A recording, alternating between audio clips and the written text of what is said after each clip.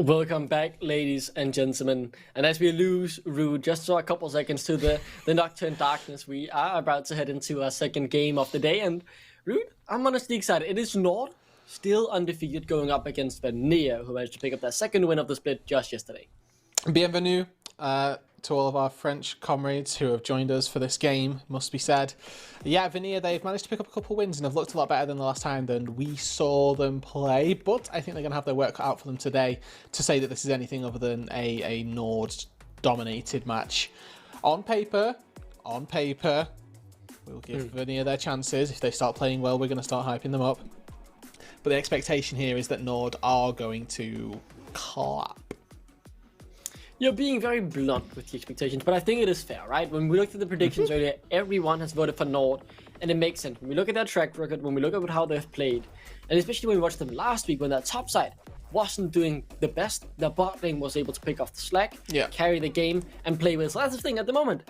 I don't see any glowing weakness on Nord, but I also know all of their players are able to carry a game. I know WoW is able to, I know Cabane, I know Fury, and I know Woolite is able to as well, alongside the help of Kasing. So it's a strong roster that we know everyone can play to the level that they are needed, whenever it is needed. So we're feeling very confident about Nord, but I want to change our conversation towards Vanir, because if there's anyone here who can surprise us and be able to carry a game against this very, very strong team in Nord, who do you think it is?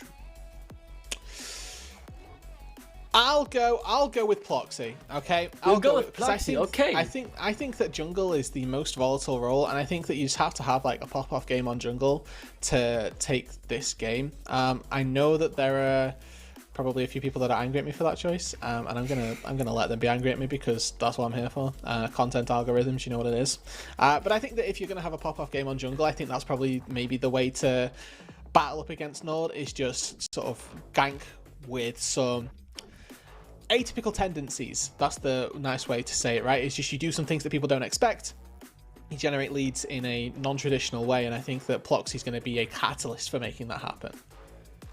Personally speaking, there is only one guy we could highlight. Yeah, I'm gonna say Chris Berg. Okay, he's my the fellow Danish Dane. guy says the Dane. Oh. Yeah, but it's actually not that reason. It's because this guy is proven at the NLC level, proven that he's able to hyper carry games even against bigger teams.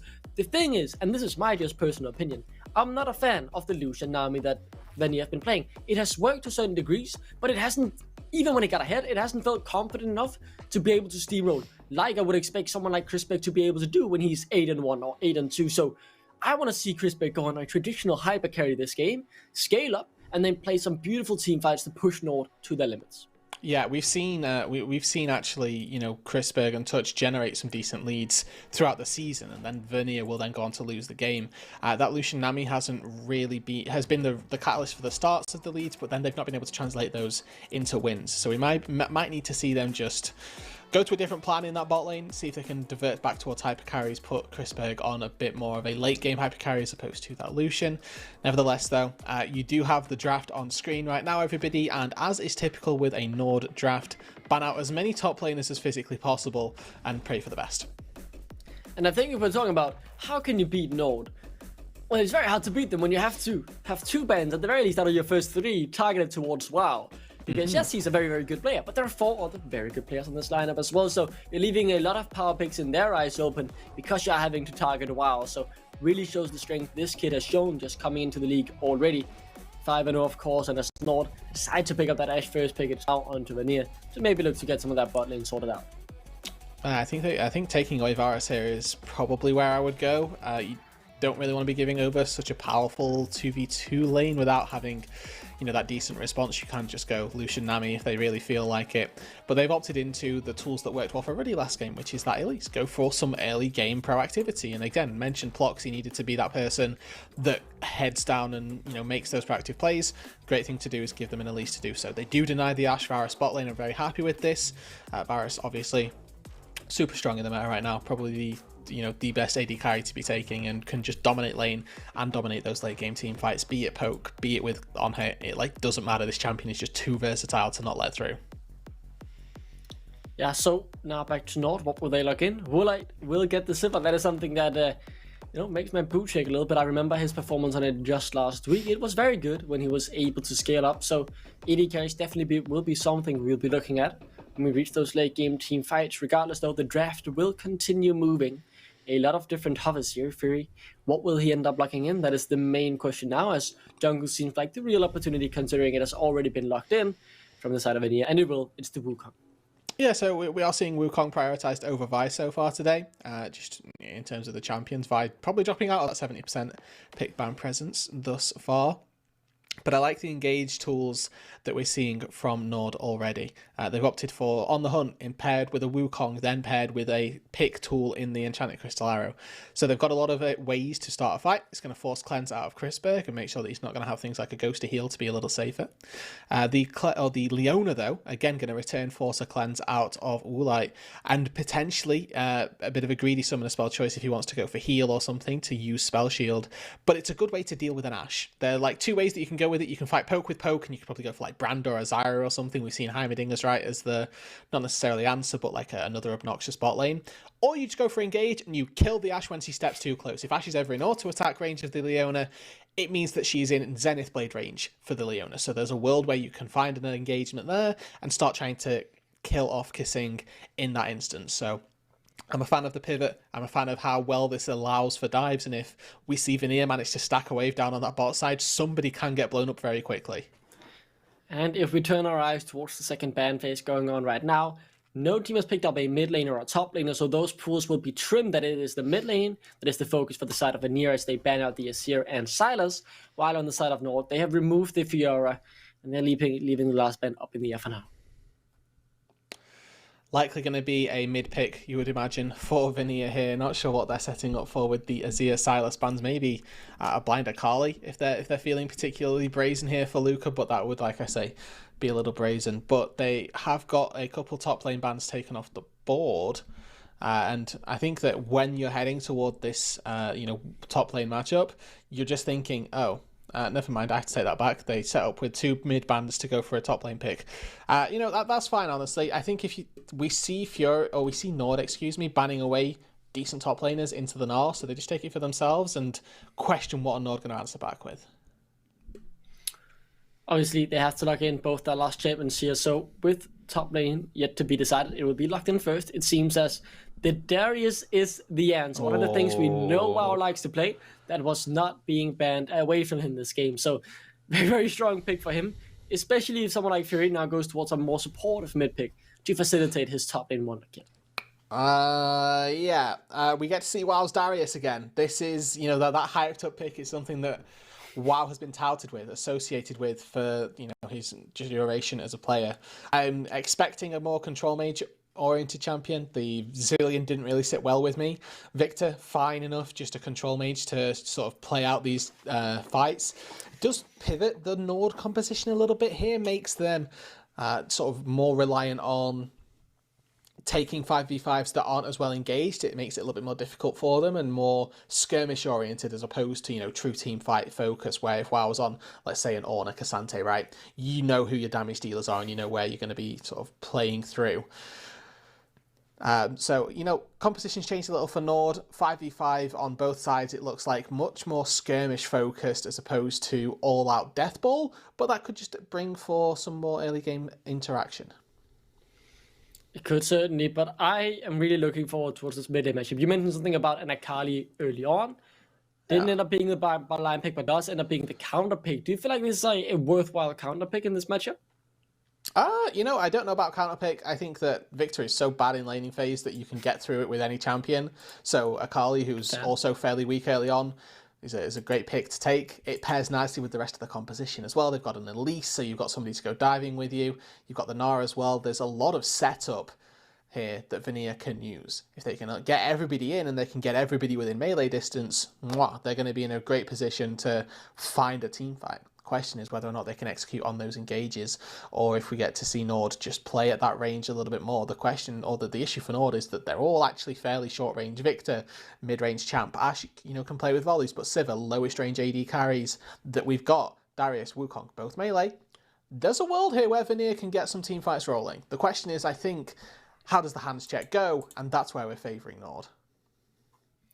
I'm excited the way you analyzing this, because it seems like you are seeing opportunities for Vanir, which is very, very good. It's a good start, especially after the draft. You haven't been completely outdrafted and been left in the dirt already against a team that is 5-0. So seems like execution will actually play a big difference in the game, and that's what I'm really excited to see. I'm seeing now a hyper carry as well for Chrisberg in the bot lane. If everything else fails, that can scale up and become very dangerous. So I am excited to see where this goes, as Vanir looking to do the upset, looking to close the gap onto Verdant actually, and get ever so slightly closer to that playoff spot. The sort of element of poke that they've got, right? We've mentioned how short range these compositions are. I'd really like to see another lethality virus, and this is, you know, I'm a big lethality virus hater, generally speaking. There are so many compositions where I'm like, if there's one tank, just don't build it. But this is another allowance that I'll accept if just going lethality, because everybody is so short range.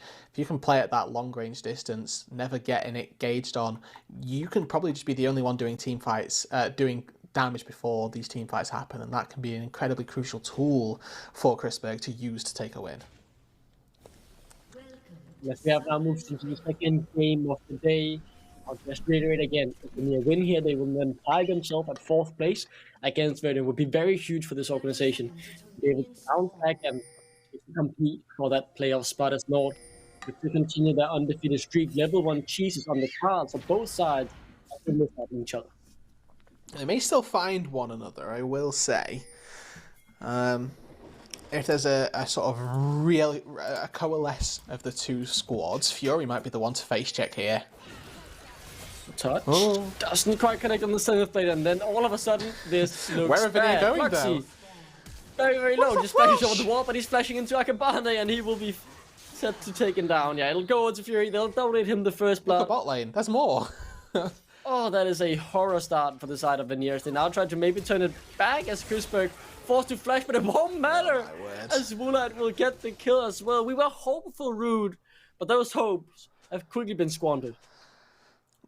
Okay, now I'm gonna do some criticizing here. Ploxy, we cannot be flashing like that. We cannot be flashing into the pit in that situation. That is illegal behavior, and you've been rightly punished. Chrisberg, we need to be flashing much earlier, before the first Ashe auto attack, because otherwise you do just get chain slowed. We see Ashe has Hail of Blades. Now, I'm happy that both of these teams went for the 5v5. I think both mid laners are equally as bad as one another at level 1, so they just kind of were playing off of execution, and unfortunately when Touch misses that Zenith Blade, it all really does go awry. You've got Ashe and Sivir, who are going to be, you know, phenomenal in that level 1 situation, and now it gives them so much control over this bot lane that they really didn't need. These two champions are already so obnoxious at level 1 versus Ileona because she can just never engage, right? She E's in and then what? Just gets auto-attacked down. And you can just, like, I don't have to tell you what's happening on your screens because this is just brutal. Ploxy is making the play that may save it, but he's only level 2 and now Nord and he's on the wall. Yeah, like, they know they want to take this fight.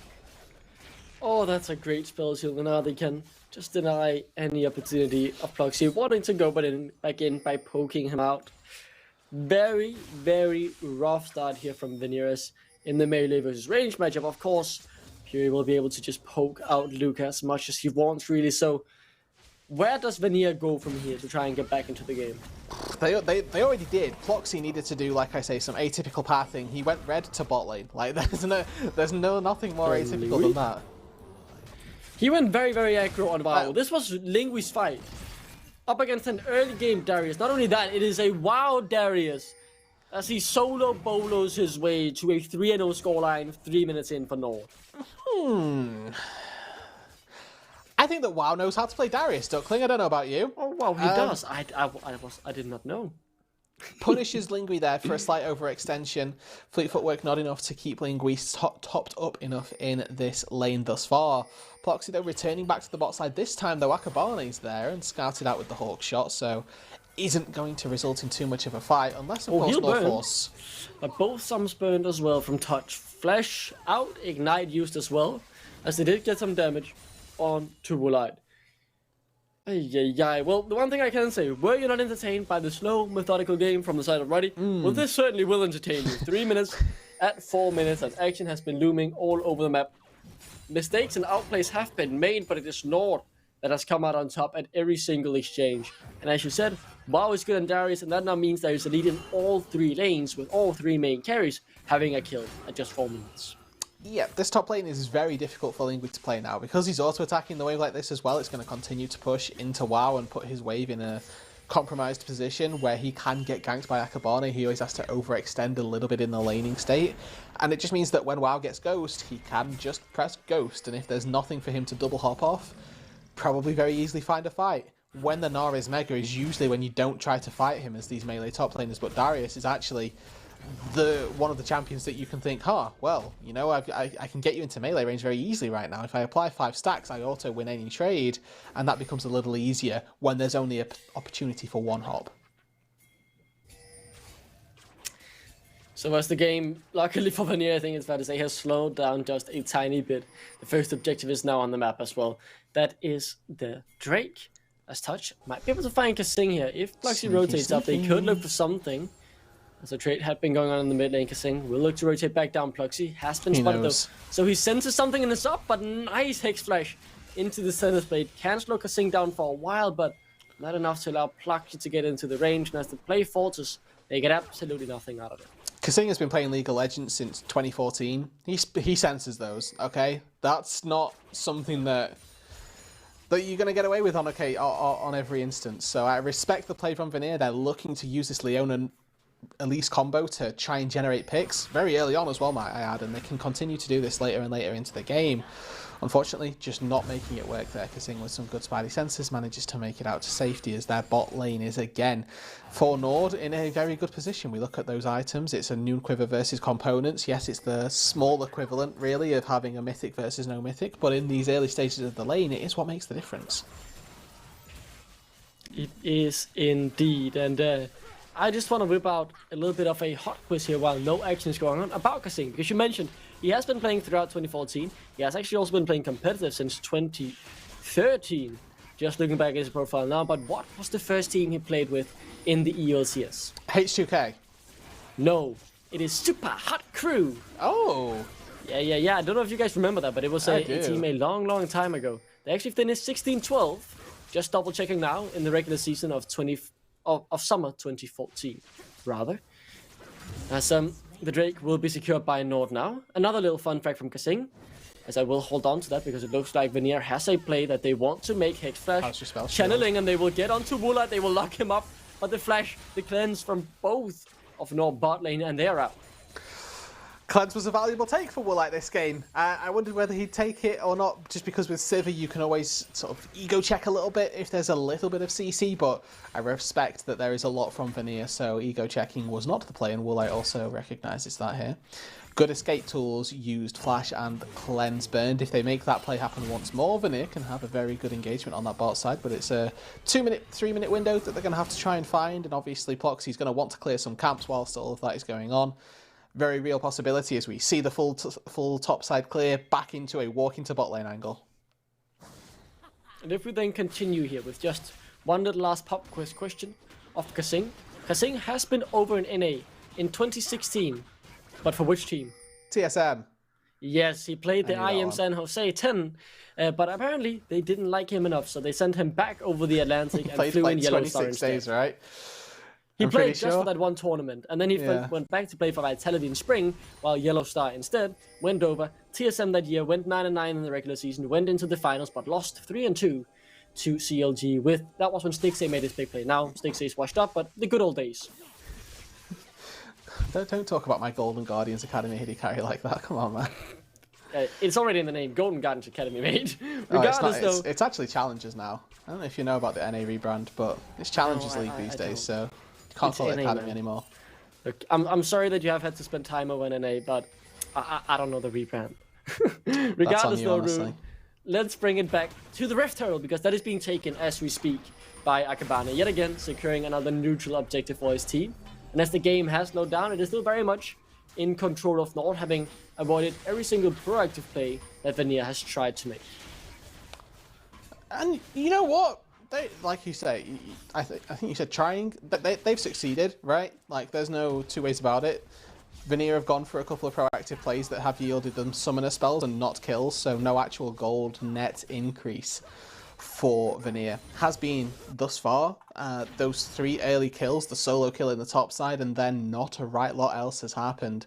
Ploxy, like I said, right, clears his top side, walks back to the bot lane while Woolite doesn't have summoner spells, but they've got a ward down, and now WoW's got a Gnar in his sight. Yeah, that's the max stacks. Dunk. Oh, it's just clean, man.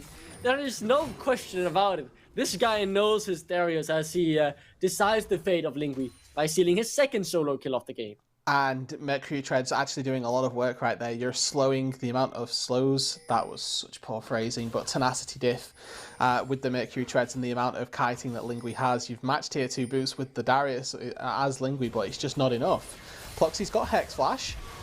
Oh, finally, and this time there is no cleanser, no flash, so Kasing will fall.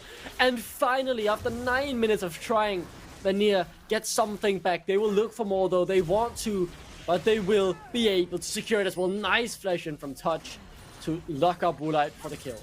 Really good play on the bot side. Vanir finally get that proactive angle they were looking for. They capitalise on the lack of summoner spells and make the play in the bot side. Both kills do not go to Chrisberg. He was pretty much, he got the kill, I say, on to Kasting. So he got one of them. That's the saving grace. Would have loved to get the second, but they went a little too far forward for him to get that one. Do get a replay, actually, of how all of this, came to bear. This is the top lane, rather. 5 stacks, you go for 1 extra auto attack. I don't even know that WoW needed it, but better safe than sorry, right? Lingui not able to escape that one, and marginally finds a second solo kill. But that is something back for Vanir, though. A kill on Ploxy down in the bot lane, and a kill on Chrisberg as well. So they are getting back in gold. They're only now 1,000 gold behind, and it must be a big pressure reliever as well, being able to finally pull off a successful play after not reading every single play in the book that Vanir was throwing at them up until that point. So what can they do next, right? That's your question. And then, oh my god, I love it when teams do this, right? I'm about to make a point, and they're just like, yeah, we got you, Rude. Sync up your Elise, your Leona. These two together have got so much CC and so much damage. It's unreal how fast they can one-shot somebody. If they catch Akabane before he manages to pop clone, will also die. Tier 2 boots on an Elise is such a huge spike as well that it's free for a little... Chrisberg. Okay. Here comes the Vanir jungle support duo, but Akabane is in the area as well, so they will have to back off. Don't want to force that fight, especially after Chrisberg already forced to pop the cleanse, already forced to pop the ult. Chain of Corruption went wide. The Drake on the map will be the first for Vanir if you're unable to claim it. Still though, I'm actually keeping my eyes on Akabane, as does he fancy this, and will he be able to place the Herald afterwards? He gets knocked up, taken down to half, but not dead and able to survive. Woolite is going to chase Touch here. Wait, he's actually dead. I didn't think about the Ashlow as Touch will fall. That's a great kill onto Woolite, as now Fury caught off. Had to flash over the wall, but it won't be enough, as it's a 1-for-1 in the extended trade, as Luca also gets his first kill on the ball. This is really good, again, getting kills onto the carries. It's what we praised Nord for in the first 2-3 minutes. It's what we get to praise Vanir for now in the last 2 or 3 minutes. They've got Luca, they've got Chrisberg, those kills, but unfortunately the neutral objective's not going their way. Turret smash into the mid lane, 2 plates shared between Woolite, Kasing and Akabane, so all of them getting a nice little split there of 350 gold. The thing that bothers me right now is every single game, and Veteran made this point very well yesterday, is that actually every time we see Nord play, we see these like 4v4s on the map that look like the enemy team, that look like both teams are going to be fairly well matched and well paced in the matchup. But then all of a sudden this Goliath from the top lane just emerges, and neither side have particularly paid attention to it. They've just sort of let top lane be, and then WoW descends. He comes from the top lane and just slams everybody. And it's the same type of thing that we're going to see this game and that we're expecting to. He's found 2 solo kills, is even in that CS, which is actually a surprise to me, and credit to Lingui for that. But he should just come out of this top lane as an absolute monster, ready to destroy everything that Vanir have built up on the bot side. We will see when that happens. And that's really the breakpoint we'll be looking at, because otherwise around the map it's actually looking pretty okay for Vanir. They've closed the lead somewhat, only 500 gold behind, should be able to claim their first neutral objective here as well. We've seen them be able to pick off some kills. The confidence is slowly but surely rising, so it's all about how much of an impact can WoW have when we move to these fights. And for me as well, can they catch Woolite out and actually kill him before he just kites the fight around like he did last week? They do have the tools to do so. They've got an Akali as well. Sivir can only spell shield so many things, right? And the Akali, doesn't care for your cleanse. Will quite happily chew through that with little to no regard for your choicing. I want to quickly as well praise Fury and take a quick note of his sort of summoner spells and build path, etc. Opted into the first strike as a rune, recognizing the melee versus range matchup, and really has profited from that. Has got himself that Rod of Ages, went for the free boots as well. Already 5 minutes in on that timer. He's going to have that stacked pre-20 minutes, which is kind of crazy. Normally you see that tick you over to level 13, level 14 if you're in a really good way. That's not going to change this game, but it is going to, have a very big impact around these mid-game fights at 20 minutes. Has been knocked off the Cyclone as well, like a Vanir. Very far forward. Vision again actually fancies this as well. Flash forward to just apprehend him backwards and secure the kill on Luca. Wow. Wanted more, unable to get it though, but it is a nice, clean kill for Nord. Yeah, I think that's just a run angle there for Luca. I respect trying to go back in, but it's just not going to work out for you. As a quick kill in that top side, it's going to net second Herald to Nord as well. More and more objectives going their way, and slowly but surely starting to make the most of this matchup. Here we see that ECA connecting. The Shroud buys a lot of time, but Akabane recognises the strength of his team, goes on back in, and I think that Luca might have been able to run away right there. Wow, with Ghost could have potentially chased him down, but it certainly gave him a better chance than diving back into the team.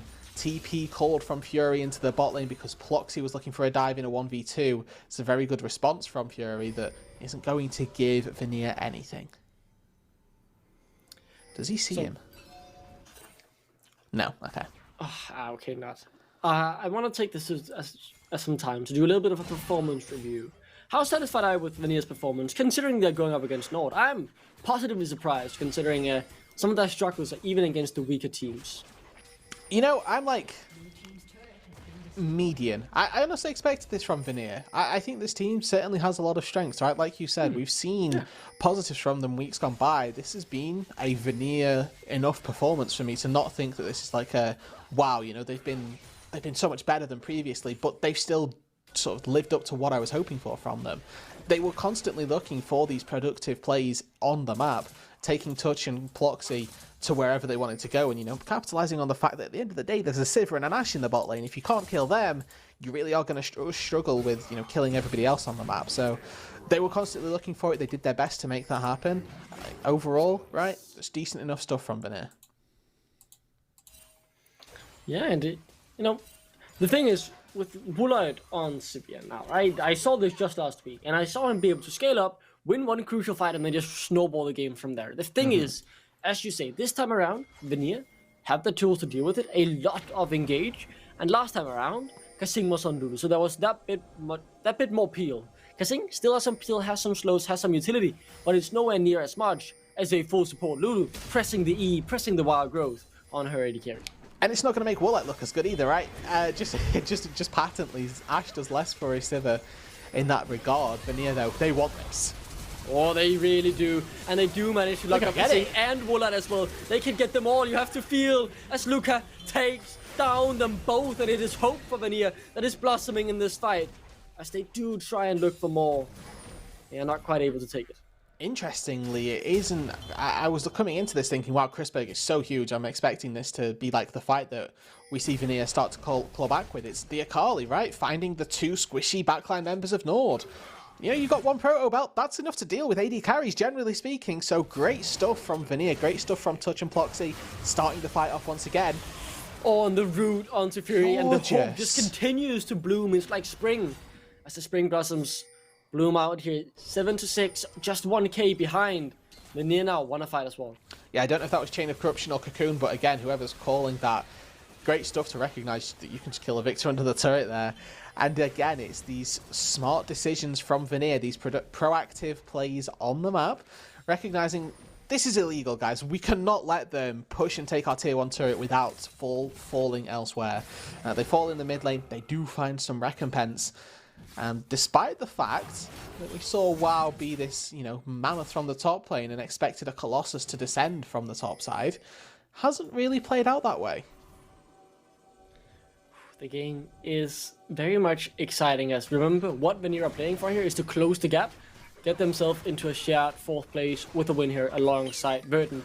Nord fighting to stay undefeated, and they will continue to do so throughout this game as the second Drake for them could be secured though. Luca on the flank, they stun up Pluxy so he can't get in to take the steal, but looks to be a good fight as they blocked up the carries yet again. Kasing already down, and there goes Woolite. A good Cyclone as well tries to turn it around, but he only finds one. It is a 3-for-1 in favor of Vanir. Chrisberg's untouched this entire fight. They're spending so many resources on Luca to make sure that this Akali can't tear through their backline that Chrisberg is just tearing through everybody in their way.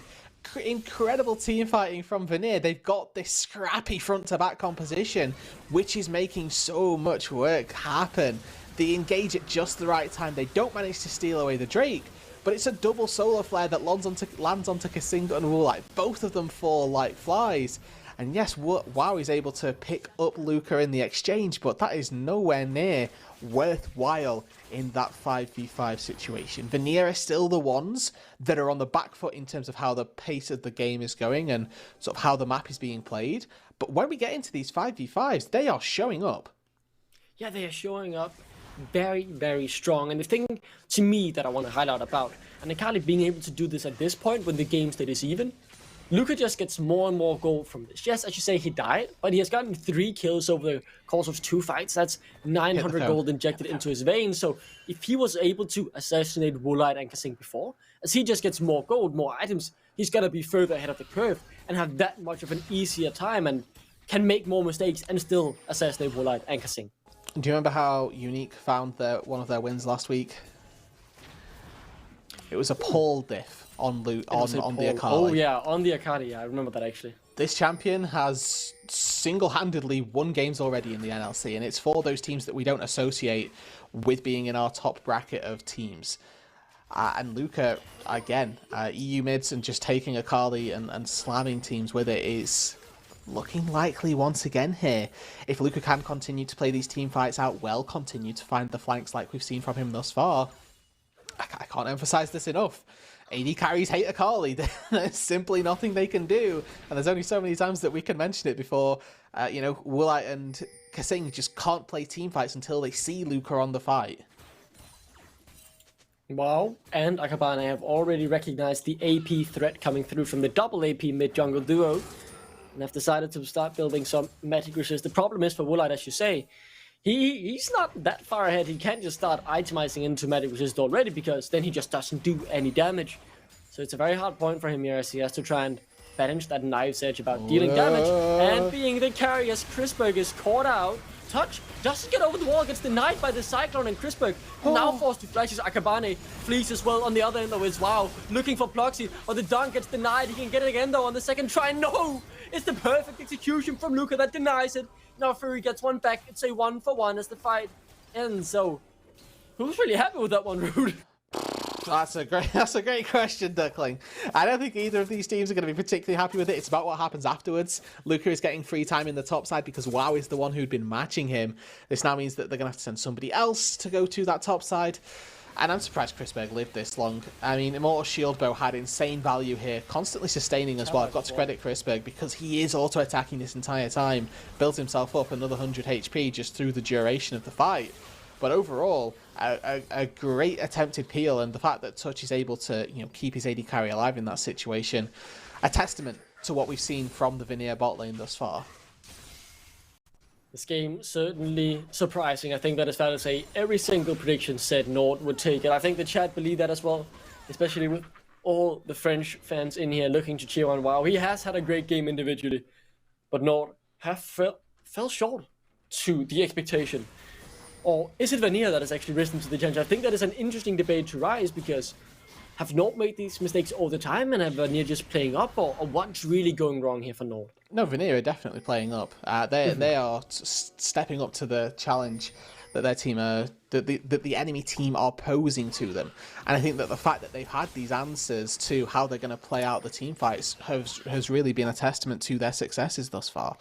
They've had a couple team fights now where WoW, having had 2 solo kills, was supposed to come down and rain damage out from every single chance that he got. That's just not happened. Lingui has been a team fight destroyer when he's got into the right positions.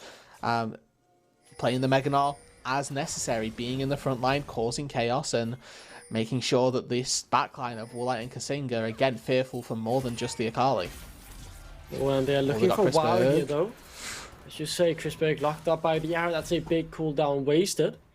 Not the arrow, but the cleanse that was forced to be used so that he didn't get caught up by anything else. And that's just the sole point. Freely going over to the side of North, so they're still getting these neutral objectives, getting that going for them. The goal lead might be 800, but there are some hidden stats hidden in those streaks. Fairly even, and I think this is a great time to start talking about, you know, who do we favour if this game goes to like 70 minutes. What am I even saying? About 35, 40 minutes, right? If we get to that situation, you're always going to give Sivir that X factor. There's just no way that I'm not giving Woolite the gap on terms of champions, and Victor as well. Again, very powerful in these late game fights. So I do want to give that edge over to Nord for the late game, but they're not even going to get there. Connects on Chrisberg, no cleanse this time around, as he will be locked up, pulled in by the upper end, but still not dead. He will fall in the end though to Fury, but on the backline is gone, but wow, still alive in the front line as he dunks for the second. Vanir now running for the hills as Proxy, the slow Lingui, about to narrow out. He's apprehended back as the ghost is still running. The flashes are being popped, as Nord wants to capitalize on this one fight by getting even more, but they're unable to.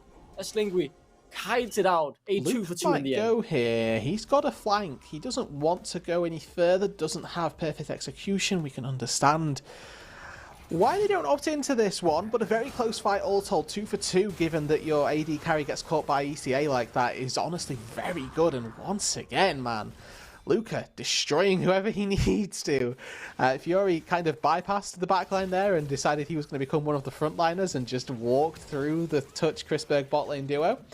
Got to give credit where it's due. It's great recognition that if I stand around with my Sivir, I'm going to be, you know, in the eyesight of the Akali. If I remove myself from that situation, I can be a menace to their backline. Has now completed that Rabadon's death cap. This is a, you know, pure damage Victor. Void Staff, Rabadon's, and a Rod of Ages to go with. He's got his, like, components in the health and the mana, and then he's just gone, right, what does the most damage? These items. Let's go. There it comes, the cross map arrow! Oh! And it finds Pluxy and seals his fate. He's down. As now Luca and Lingui has to outplay the situation. That looks hard to outplay. Luca locked up, taken down, and Lingui falls as well. And that is 3 kills for nothing in the favor of Nord. Ah, just like that, right? Vanir, they'd worked so well as a team for so long, but the second they start to split up, forget that the 5v5 has been their friends, they start to fall down. ECA from downtown, Kasing nails this one. Ploxy with a less than optimal flash once again to get caught out. And from this point on, there's no way Luca and Lingui win this. This is just a Nord stomping ground. Woolite's free hitting. Question is, what do they get off the back of this, right? They've taken down all 3 topside members. They're on the Baron and touching Chrisberg. They've got no way of stealing this, surely. Yeah, there's no way, right? The solo flag comes in, but they wait it out. They make sure that there was no chance of a steal. There's the Baron.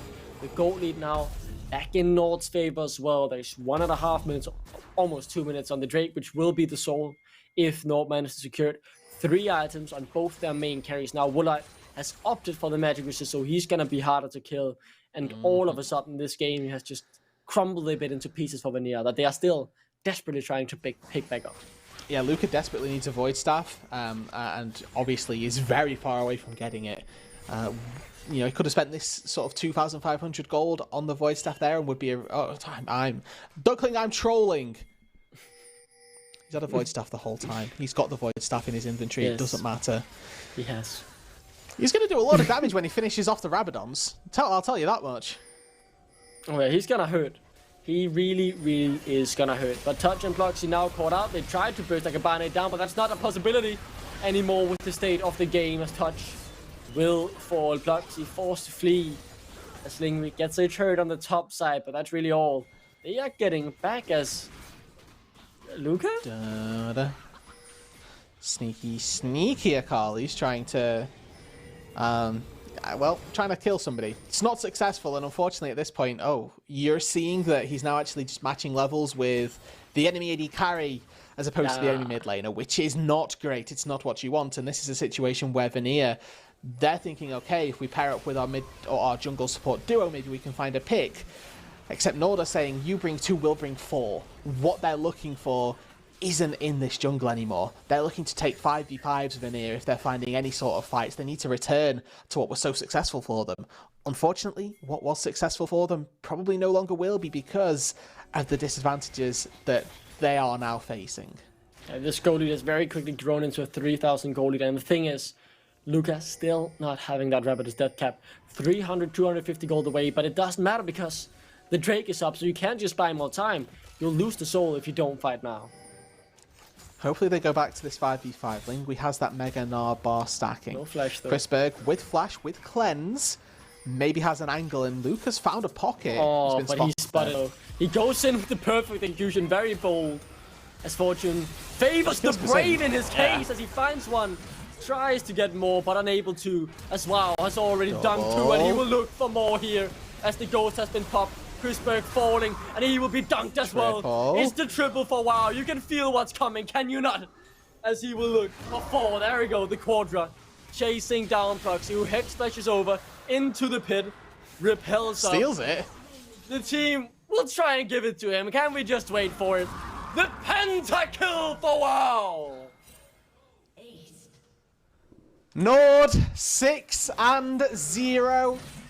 A ropey enough early game. They were certainly challenged by Vanir, but a pentakill for WoW shows exactly what this team is made of. The Colossus from the top lane descends, and Nord win the team fight.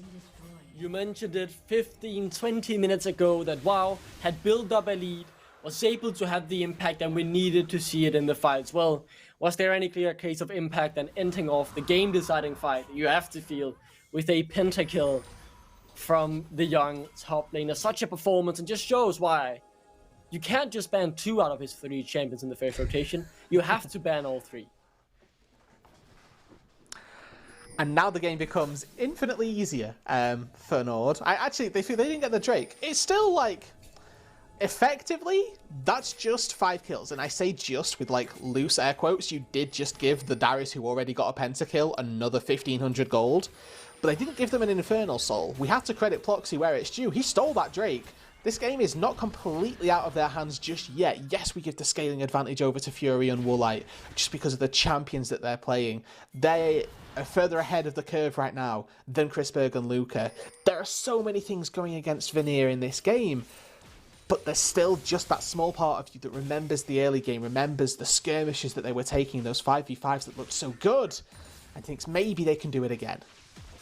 Remember what you saw. We know that they can win a fight, but back then, WoW was only 2-0. He wasn't 9-2 and had just gotten himself a pentakill. There wasn't all these resistances on someone like Woolite, who you were able to assassinate before. And us that bit tankier. If we're looking at a very small silver lining, that is the 3-item point being hit by Lucas, so he now deals more damage. But Nord did just so much more damage in general. If they can defend this, I think top tier 2 is forfeit. This is one of the notoriously worst turrets to try and defend just because of how easy it is to generate a flank angle and take them down. There's actually no Baron for them, obviously. 50 seconds till that spawns. They're just looking to play through top and mid lane so they can have control over the jungle. But Luca and Ploxy are doing a great job at holding off touches. Touch is gone. That's some ricochets, I think that is fair to say. Yep. Yes. He just died and next to his turret. That might be the catalyst to say, okay, well, now we actually don't really need to go for the Baron. We can do a little bit more than just that. Tier 2 turret now should, like I said, be forfeit. And maybe they can go for the Baron afterwards. Death timers are just synced up between Baron and Touch, so he'll be there to stop anything, or at least try to. It's going to be difficult. Now what can they really do? Lingui has just Gnar'd out, so will take time to build up that Gnar bar. As now in goes the side of Nord. Eyes on Luca, the only hope as the perfect execution goes wide. He still found one before he gets death down by the laser.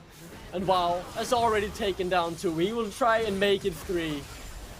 As they will just not give up another Penta, because why would you when you've already gotten 1? You can just secure the game, and Nord will certainly do that. It wasn't close. It wasn't perfectly clean, but it was entertaining to say the least, as Nord goes 6-0 on the back of a pentakill from WoW. Some really strong flashes from Vanir. We have to give credit again, their early game today. certainly something to give praise to. But when we got to those late game decisions and when we got to even just the mid game, Nord were just that step ahead. Even when Vanir were winning fights, we'd come out of the replay of it and it'd be Nord who were taking the aggressive stance, pushing turrets, hitting the waves in a aggressive position. And them who at the end of the day were able to come out victorious. It was, like I said, a bit ropey, a bit rocky in the early stages, but they managed to pull through. It was never really bad. It was just more so even, and that's not a position that we're used to seeing Nord in. Exactly. We saw Nord be tested a little bit, especially in the team fights, but they adapted, they overcame their challenge. They had a great pentakill on WoW as well. Nicely donated by his teammates, not taking the kills like some scumbags. Very nicely done from them. But I think this for Vanir is pretty huge, because they weren't looking that great in the first couple of weeks, having some hard games even against the teams who on paper were worse than them. We knew the potential was there, and we saw glimpses of that here. Some good team fighting, players stepping up, winning team fights against the still undefeated Nord is a very big positive thing to take away from this game week and then move into the next one and continue to fight for that playoff spot. Yeah, and I think that when Vanir looks for that fourth position, I think that fourth and third are the ones that are like a little bit up for grabs. We're hoping at the very least that they'll be challenging for that spot. They're not going to match the 3-3 that we're going to see, or that we do now see, excuse me, from Verdant, but they're in a good enough spot to just be within contention all the same. So, what a game. I mean, it had its ups and downs. Vanir came back from a horrible start. 3 kills down, 3 minutes in on all 3 different carries of Nord, bouncing back, winning a couple. I need to do some research, Duckling. I need to quickly go back, because if Woolite... the unfortunate thing is that Woolite got focused quite significantly this game. And he no longer has a 35 KDA. That will have gone down this game, I can confirm. He has, I think, 4 deaths at this point already that I saw, so... a small tear rolls down my eye, and we'll have to see if Reptile can take the 88 KDA crown back, because he was second, so... Maybe he has. Obviously, we will have to crown a MVP of this game. And do I even need to ask you, Voodoo? Man... It has to be WoW. Every game, he's so good. What do we do? Yeah, he's too... It doesn't seem fun to give it to him again, but he's just too good. I think this game he was the MVP. He snowballed his lane, took that into the team fight, helped turn the game around when it looked on a knife's edge for Nord. He got a pentakill. You have to give him MVP for that. Yeah. And a little bleu, I guess I can say on top of that to the French audience watching for this game as well. I mean, incredible stuff, right? I think that is, again, every week we're just here and we're saying the same words, but again, it just shouts out quite why this prospect is so hyped up. I remember I did the Nord show match when they played against a load of streamers, and I said to, I think it was Aragon, we were having a little preseason discussion, and one of my DMs to Aragon was, WoW looks like the weakest part of this Nord roster. I'll be honest, in that show match, I mean, like, I look like an absolute fool that I've sent that, right? Now it's the complete opposite. So, I mean, kudos to the integration that Nord have incorporated. Yeah, they're working wonders. They're a good team. They are definitely able to adapt on the fly. We saw that this game, but we will be kicking off with a losers interview. So let's bring in Flash from Vanir. First of all, commiserations, but also a small congratulations, because you had some very good team fights in this game and bounced back from a very hard start. I mean, yes, we are just getting this progress pretty slowly, and we are getting better each game. So I think we can play even better games next week. Yeah, I mean, I've said it throughout the day that, like, praising how you were looking proactively for plays. I want to ask a little more about Vanir as a whole, and maybe you can speak to this in particular. Is there a player taking on that mantle of shot caller? Is there one or two voices that are more vocal than the others, or is it really a team-wide communication system? I mean, overall it's a team-wide communication system. However, early game obviously belongs to Ploxy. However, during the mid game, during the objective setup, Lingvi is the guy that is taking responsibility for some kind of leadership. Okay, interesting. That's always good. I like to hear about the little team dynamics as well. And obviously, you're coming up against Nord today, and does that I say does that alter? I know that it does, but how does it, from your perspective, alter how you go into a draft? Because you've obviously got to account for wowing that top side, and like today, for example, not banning away the Darius. We've seen some teams do it, some teams not. How difficult has that decision sort of been for you behind the scenes? I mean, before joining the interview, I told my team that they're gonna ask me why we didn't ban the Darius. However, like we just feel that it's not a problem. I think we just did some slight mistakes. Even though he got ahead on lane, he couldn't do much in the team fights, especially on the Drakes, as you could see. Right, he got pretty much one-shotted. Also, before the game, our plan was that when they just have the Darius, then we are just trying to focus him in the team fight. However, the game went like it went because of our a little mistake on the bot lane that they got Nashor afterwards. However, I feel like this was a really, really good game. Yeah, and that's actually just leading into my next question, because if you were out of 100% to rate how good you would expect your team to be able to play, how many percent of peak Vanir did we see today? Can you repeat the question, sorry? If you were to rate it on a scale from 1 to 100, how close were we to seeing peak Vanir? Peak Vanir being 100, you're dominating everyone. How close were we to seeing the best from you guys? I mean, we are just trying to get some kind of ultra instinct every game, breaking our like pushing our limits. We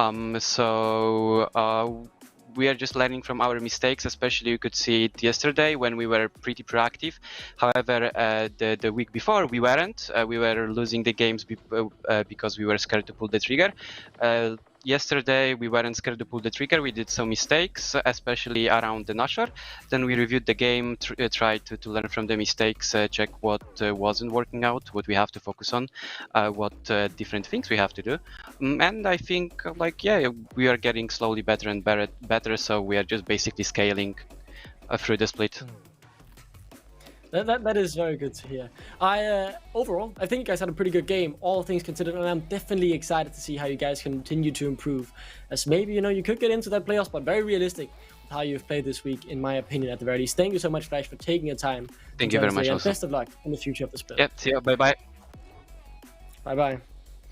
And with that, Rude, let's just move next in the line of interviews. We are going into the winner's interview. Fury, welcome to the show. Hello. First of all, I just want to congratulate you on the win. I thought you had a pretty good individual performance. You were definitely one of the deciding factors in those team fights. But I want to ask you guys, how was the communication when you reached the point of actually losing a couple of team fights, being in an even game state? How did you handle that, considering you've pretty much been in a lead all the time during the split? Well, after losing some fights, we knew we need to attack the Akali, right? And some fights we forgot to attack her from behind. So it was just a good recap after the fight was done to repeat it that Akali is the biggest issue, and if we don't deal with her well, it's gonna be a hard game. And in the end, we dealt it with it pretty good.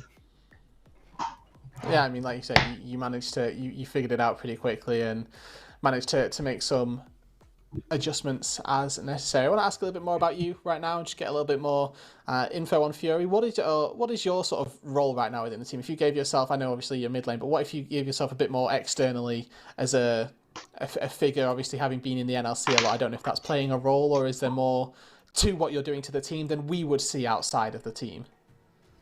Or outside of the game?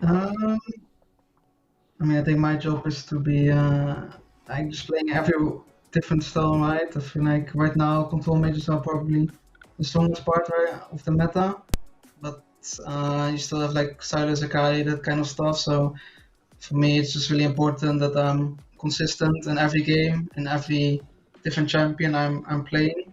So that's like my main priority, to be good on every champion that is on mid lane right now. Yeah, fair enough. That makes sense. I like the versatility aspect. Is that so? You say you like control mages. Just a quick one then. What if you could play one champion the rest of your life? What are you playing?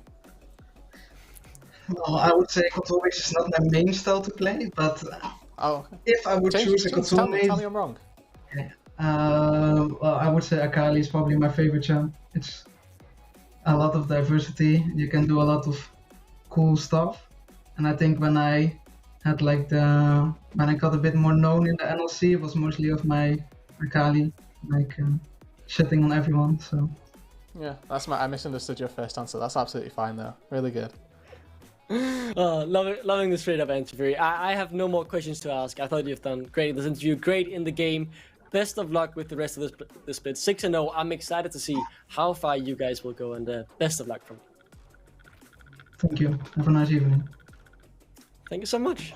And with that, back to us, Root, for just a short roundup before we headed into a break. And I think, actually, I'm not going to let you get the chance to speak. I think we should definitely head into a break because I'm excited for the game coming up, as we will see Riddle bring it to the Rift and see if they can also go 6-0. See you right after the break.